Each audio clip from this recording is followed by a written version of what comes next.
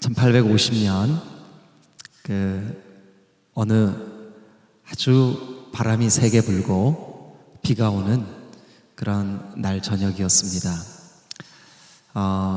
요즘은 이제 우리가 아이들도 그렇고 주일날만 이렇게 예배를 드리지만 아마 불과 얼마 전만 해도 목사님이 우리 친구들만 할 때에도 어린이 예배가 주일날 오전 또 주일날 오후 그리고 수요일 이렇게 일주일에 3번 있었어요. 그런데 아마 1800년대에도 영국의 교회가 일주일에 3번 어린이 예배가 있었던 것 같아요. 그날이 수요일 저녁이었는데 바람이 너무 세게 불고 비가 왔기 때문에 그날 그 시골에 있는 작은 교회 학교 선생님들이 오늘 저녁에는 누가 우리 교회에 오겠어. 이렇게 비가 오고 이렇게 바람이 불고 이렇게 교회 오기 힘든 날인데 아무도 안 오겠지. 다 그런 마음을 가지고 있었습니다. 근데 그 중에 우리나라 나이로 21살 된, 그러니까 아마 지금 우리 교사 선생님들 중에 대학교 한 2, 3학년쯤 된 교사가 하나 있었어요. 근데 이 교사의 마음에 성령께서 만약 이 모진 바람이 불고 비가 오는 이 밤에 네가 가르치는 아이들 중에 한 명이라도 교회에 오면 그 아이는 누가 가르치지? 누가 보살피지? 이런 생각이 막 가슴에 드는 거예요. 그래서 이 교사는 집에서부터 교회까지 가려면 그때는 뭐 지금처럼 이렇게 교통이 있는 것도 아니고 걸어가야만 했는데 40분 정도 걸어야만 했답니다. 오늘날처럼 좋은 우산이 있을 때도 아니고 1800년대니까요. 이 교사는 비에 온몸이 흠뻑 젖을 만큼 그렇게 모진 바람을 뚫고 예배당에 도착을 했습니다. 그런데 이 교사가 미리 예배를 준비하기 위해서 일찍 도착한 터라 아직 예배가 시작되려면 30여 분 정도 남아 있었습니다. 전기도 들어오지 않는 예배당에 깜깜한 곳에 이제 기름 램프로 불을 밝혔습니다. 그리고 이 어리다 못해 아이 같은 이 교사, 21살짜리 이 교사는 자기 손으로 불을 밝혀놓고 하나님 앞에 이렇게 기도했습니다. 하나님, 오늘 우리 아이들 중에 혹시 1명이나 2명이 나오더라도 제가 오늘 준비한 말씀을 잘 전하게 해주세요. 마침 그날 이 교사가 설교를 해야 되는 그 설교의 내용은 예수님이 우리의 죄를 위해 십자가를 지신 사건이었습니다. 이 교사는 기도로 아이들이 올 때까지 기다리고 준비를 했습니다. 시간이 되었는데 아이들이 안 옵니다. 왜냐하면 그날 바람이 그리고 비가 몹시 심하게 내리고 있었기 때문에. 그런데 나무로 된 저 뒤에 문이 빗소리와 함께 삐그덕 열리더니 9살밖에 안 된 꼬마 아이 하나가 예배 자리에 온 거예요. 선생님, 오늘 예배해요? 그럼 예배하지. 이 선생님은 자기가 준비한 말씀 그리고 자기가 준비한 그 성경을 힘을 다해 아이들이 여기 가득 있다는 생각으로 그 아이 하나에게 집중해서 말씀을 가르쳤습니다. 그 어린아이가 그 선생님의 가르침을 받은 어린아이가 영국 역사상, 아니 우리 침례교단 역사상 가장 유명한 성경적인 설교의 대가라고 불리우는 찰스 하돈 스펄전 목사님이에요. 스펄전 목사님이 되셔서 그의 설교 중에 이런 간증을 했습니다. 나는 어린 시절 정말 작은 시골 예배당에 나를 가르쳐 주셨던 그 선생님 때문에 복음을 깨달았고 내 평생 복음을 전하는 사람이 되었다라는 결단을 그 선생님 때문에 하게 되었다. 그리고 그 선생님이 나에게 들려준 예수님의 그 복음이 지금 내가 목회하는 이 사역 가운데 성도들에게 증거하는 가장 중요한 메시지다. 이렇게 간증을 했습니다. 여러분, 선생님 한 분의 힘을 다한 교사로서의 직분 감당이 영국 역사상, 아니 침례교회 역사상, 아니 어쩌면 교단과 교파를 초월해서 전 세계의 교회 역사 속에 가장 위대한 설교자 중에 한 사람을 배출해냈습니다. 교사의 역할이 이렇게 중요합니다. 이렇게 중요합니다. 어린이 여러분, 또 우리 학생 여러분, 청년 여러분, 여러분들이 사는 이 시대는 하나님의 말씀이 여러분들의 가슴에 박히는 것을 방해하는, 정말 목사님이나 뒤에 계시는 엄마 아빠들이 살던 그 시대보다 너무나 많은 방해거리들이 있어요. 교회 오는 것보다 재미있는 일들이 너무너무 많고, 교회에서 듣는 말씀보다, 교회에서 배우는 찬송보다 훨씬 더 자극적이고 우리를 예민하게 만드는 숱한 문화가 우리 주변에 산재해 있어요. 이럴 때에 우리 뒤에 계시는 엄마 아빠 여러분, 이전 세대 여러분, 여기 앞에 있는 다음 세대들을 위해서 우리가 어떻게 해야 될까요? 무엇을 해야 될까요? 교사 여러분, 지난 여름 아직도 코로나가 다 거두어지지 않은 이런 때에, 그리고 아이들이 이것저것으로 분주하고 바쁜, 아까 우리 학생 그리고 청년 간증할 때 100% 공감이 됐어요. 이 아이들의 환경, 상황, 정말 어른들보다 더 힘들어 보이지 않아요? 취업 때문에 고민하는 청년, 그리고 아토피 피부 때문에 힘들어하면서 치료를 받으면서도 그 수련회에 참석하고자 하는 열정을 가진 우리 학생, 저는 간증을 들으면서 마음에 깊은 감동이 있었어요.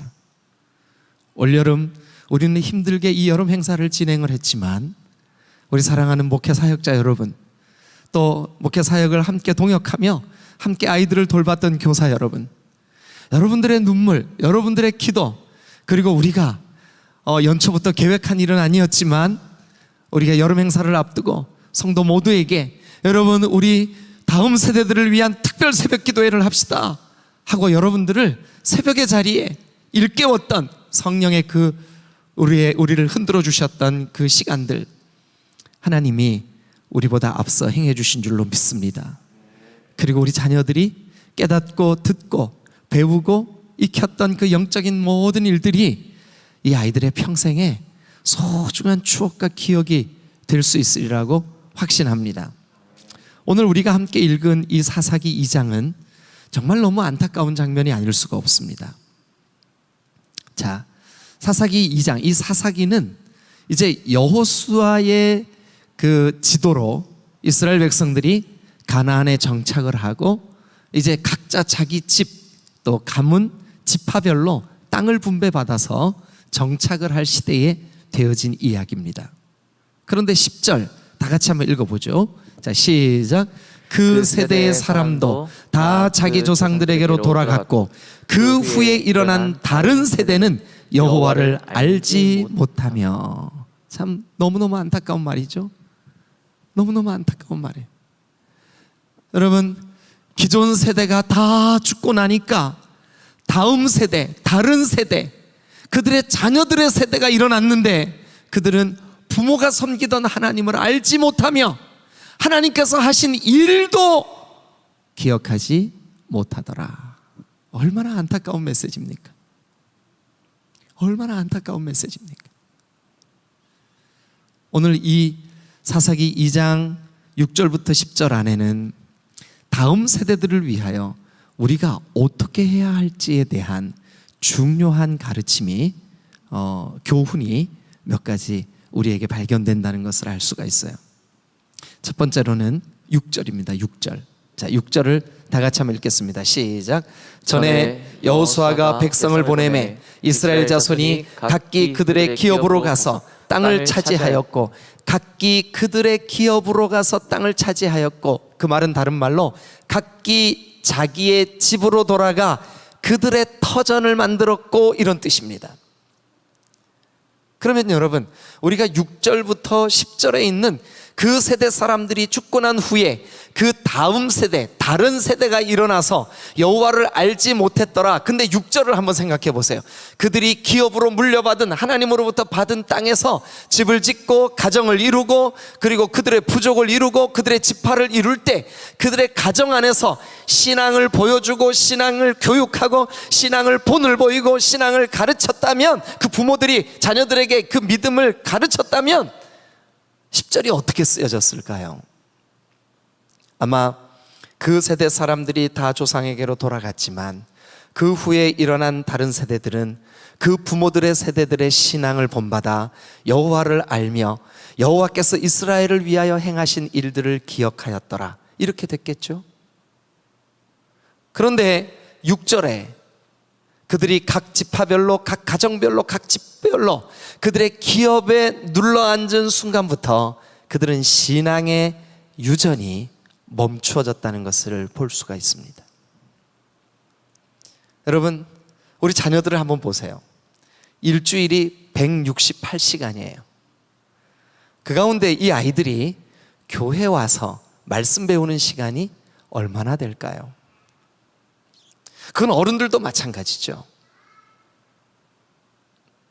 여러분, 현대인들만큼 조급하고 현대인들만큼 생각을 깊이 하는 것을 불편해하는 세대는 별로 없어요. 종종 제가 설교에 대한 세미나나 또 이런 그 학생들과 이렇게 가르칠 기회가 있어서 학생들하고 어떤 본문을 정해서 묵상을 해보자 그러면 묵상에 대한 개념이 없어요. 그냥 표면적으로 나타난 그 말씀을 가지고 그냥 허덕허덕해요. 이 말씀의 의미가 뭘까? 이 말씀 속에 깊은 뜻이 무엇일까? 오늘도 우리가 낮예배 시간에 함께 나눴던 겟세마네 동산에서 기도하시던 예수님의 그 장면을 그냥 표면적으로 드러난 메시지만 가지고는 우리에게 주님의 그 깊은 은혜를 우리가 누릴 수가 없어요. 왜 주님이 그렇게 슬퍼하셨을까? 고민하셨을까? 죽을 지경이라고 하셨을까? 자기 아픔 때문일까? 그건 아니겠지. 뭐 때문일까? 하나님의 진노와 하나님의 저주가, 하나님의 외면하심이 그를 향하여 쏟아질 때 그 잔을 받는 것이 그렇게 힘든 거구나. 근데 그게 죄인인 우리가 받아야 될 문제였었구나. 그런데 그걸 예수님이 대신하셨구나. 이게 대속의 은혜구나. 여러분, 그 본문에서 그런 묵상들이 우리 가운데 좀 이렇게 일어나고 해야 될 텐데 그 묵상 자체가 너무 힘든 세대를 우리가 살고 있어요. 너무 자극적이에요. 그리고 너무 즉흥적이에요. 왜냐하면 버튼만 누르면 내가 원하는 게 다 나오니까 고민할 필요가 없는 거죠. 그런데 익숙한 이 세대에게 여러분, 하나님의 말씀을 가르쳐야 되는데 큰일 났어요. 왜 그러냐 하면 가정 안에서도 우리 아이들이 교회가 있는 시간을 별로 그렇게 기뻐하지가 않아요.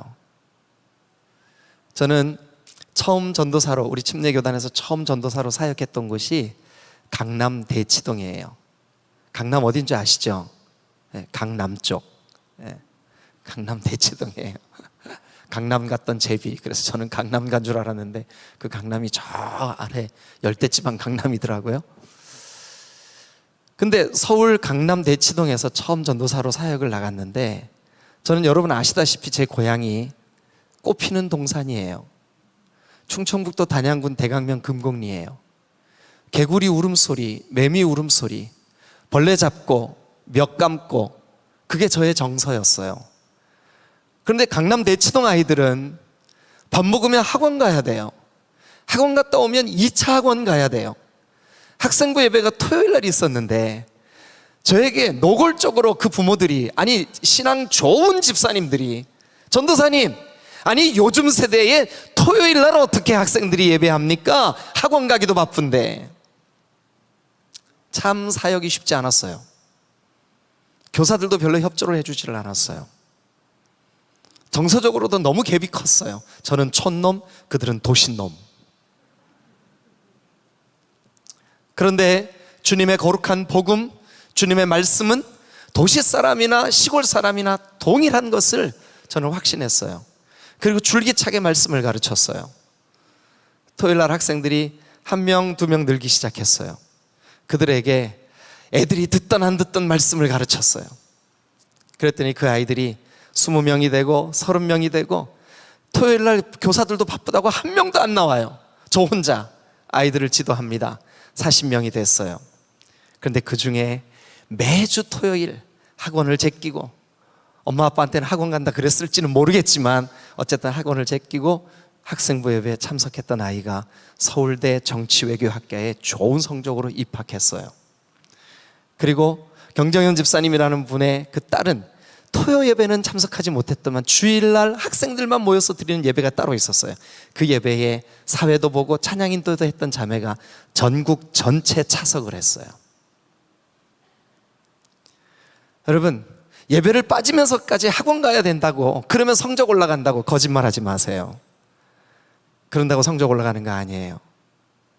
저는 여러분들에게 확신합니다. 하나님을 아는 지식을 먼저 심을 때 이 아이들이 곁길로 가지 않고 오히려 더 신중하게 기도의 자리, 공부의 자리, 진실된 학생의 자리에 설 수 있을 줄로 믿습니다. 그런데 이 가나안에 정착한 이스라엘 백성들이 그 교육을 외면했어요. 여러분, 168시간, 가장 많은 시간을 이 아이들이 어디에서 보내나요? 엄마 아빠랑. 교회는 딸랑 1시간, 길어야 2시간. 어른들도 마찬가지예요. 여러분들의 일주일 168시간 가운데 고작 주님 앞에 말씀 듣는 시간, 주일날, 그것도 시간이 조금만 지나가면 막 시계도 보고 제 얼굴도 쳐다보고, 물론 지금은 거의 그런 사람은 아무도 없지만, 여러분, 사실 이게 이 시대의 풍습이에요. 그런데 성경은 이 세대를 본받지 마라 그랬어요. 그 조급함을 본받지 말아야 됩니다. 진지하게 하나님의 말씀 앞에 그 말씀이 그런가 할 수 있는 담대한 믿음의 사람들이 되시기를 주님의 이름으로 축원합니다. 그래서 저는 이 6절을 가지고 여러분들에게 이렇게 정리하겠습니다. 여러분, 가정에서부터 신앙교육이 되지 않으면 신앙교육의 다음 세대는 없습니다. 가정에서부터, 여기 이 본문에는 각 지파, 각 족속으로부터 신앙교육이 이루어지지 않으면 신앙교육의 다음 세대는 없습니다. 없습니다. 자, 이제 우리가 그 다음 말씀을 한번 또 읽어보죠. 7절 다 같이 시작. 백성이 여호수아가 사는 날 동안과 여호수아 뒤에 생존한 장로들 곧 여호와께서 이스라엘을 위하여 행하신 모든 일을 본 자들이 사는 동안에 여호와를 섬겼더라. 잘 들으세요, 여러분. 여기 보니까 본자들이 사는 날 동안은 여호와를 섬겼대요. 본자들. 오늘 우리 간증한 것처럼 엄마 아빠들이 하나님의 말씀을 깨닫고 듣고 경험하고 본 거, 그거를 아이들에게 가르칠 수 있어야 돼요. 교사들도 마찬가지예요. 이론으로 가르치는 것은 한계가 있습니다. 그리고 힘이 없어요. 그러나 내가 본 거, 그리고 경험한 것을 가르치면 굉장한 능력이 있어요. 심령이 변화가 일어나요. 사람들이 바뀌어요. 예수님의 생명의 복음이 그 심령에 심기어질 줄로 믿습니다. 우리는 가정에서부터 신앙교육이 이루어져야 되고, 뿐만 아니라 우리의 본 것을 부지런히 말해야 돼요. 어른들은 목장에서 말해야 돼요. 교사들은 아이들을 가르치는 곳에서 말해야 돼요. 우리가 깨달은 복음, 우리가 만난 예수님, 우리에게 은혜를 베푸신 거룩하신 하나님, 본바를 말하고, 그래서 우리로 인하여 이 다음 세대들이 하나님을 간접 경험할 수 있도록 도와야 될 줄로 믿습니다. 어느 날 이 아이들 속에도 직접 하나님을 경험하게 되는 역사가 있게 될 줄로 믿으시길 축원합니다. 자, 세 번째, 이제 10절. 그 세대의 사람도 다 조상들에게로 돌아갔고 그 후에 일어난 다른 세대는 여호와를 알지 못하며 여호와께서 이스라엘을 위하여 행하신 일도 알지 못했다. 여러분, 다음 세대가 하나님을 알지 못하는 책임은 이전 세대에게 있습니다. 다시요, 다음 세대가 하나님을 알지 못하는 책임은 이전 세대에게 있습니다. 이거 두렵고 떨리는 말씀이에요. 아하, 내 자녀들이 신앙 안에 견고히 서지 못하는 이유 중에 하나가 내가 이 아이들에게 신앙의 온전한 가르침, 신앙의 본보기, 내가 경험한 주님을 힘있게 말해야 되는 그 책임을 내가 회피했을 가능성이 있구나. 이 말씀이 어쩌면 여러분들에게 상처가 되고 굉장히 큰 부담이 되시는 분들도 있을 거예요. 아프지만 우리의 마음에 이거 새기십시다. 주님, 내 남은 생애 동안 자녀를 위해 기도를 쉬는 죄를 범치 않게 하옵소서. 왜냐하면 내 이 세대, 지금 기존 세대가 가고 난 이후에 다음 세대가 기존 세대의 신앙을 본받아 여호와를 경외하고 예배하고 찬양하는 역사가 우리 디딤돌교회 안에 있어야 되기 때문에 그렇습니다. 저는 말씀을 마무리하려고 합니다. 여러분, 이 아이들에 대한 책임 우리 디딤돌교회 모두가 가지고 있습니다. 이 아이들을 위해서 기도해야 됩니다. 그리고 여러분, 교사로 헌신해 주셔야 됩니다. 교사가 분반 공부 시키는 것만 교사가 아닙니다. 차량 운행을 할 수 있는 교사들도 필요합니다. 간식을 만들어주는 교사도 필요합니다. 여러분들에게 나는 그거 하기가 어려워요, 나 할 수 없어요 하는 핑계는 없는 사람이 아무도 없습니다. 그러나 그럼에도 불구하고 주님, 제가 힘들지만 주님과 주님의 복음을 위하여 헌신하겠습니다. 주님, 오늘도 그런 헌신자들을 통해서 이 다음 세대들을 일으키시는 줄로 믿으시기를 축원합니다. 오늘 여러분 보셨다시피 얼마나 사랑스럽습니까? 얼마나 귀합니까? 이 아이들은 얼마나 소중합니까?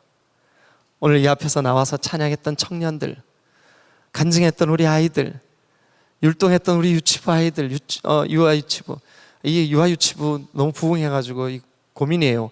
유아부하고 유치부하고 나눠야 될 것 같아요. 분반해야 될 것 같아요. 네. 아멘. 여러분, 우리 오늘 사사기의 이 말씀이 가슴 아픈 그 말씀이지만 우리의 마음에 새겨서 하나님 신앙교육 가정에서부터 시작하게 해주세요. 이전 세대가 경험한 하나님을 부지런히 말하게 해주세요. 그리고 이전 세대가 죽고 난 이후에 다음 세대가 불같이 일어나게 해주세요. 이 기도가 저와 여러분들 안에 있게 되시기를 주님의 이름으로 축원합니다. 기도하시겠습니다.